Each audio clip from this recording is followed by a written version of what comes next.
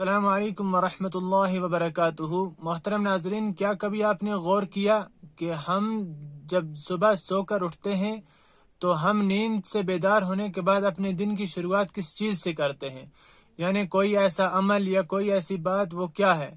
तो नाजरीन, इसलिए हम कोई ऐसा अमल करें कि जिससे अल्लाह तबारक व तआला हमसे राज़ी रहें। तो वो अमल यह है कि हम सुबह उठते ही पहले अल्हम्दुलिल्लाह पढ़ें, इसलिए कि अल्लाह तबारक व तआला ने हमें इस नींद से दोबारा बेदार किया, इस मौत से दोबारा बेदार किया।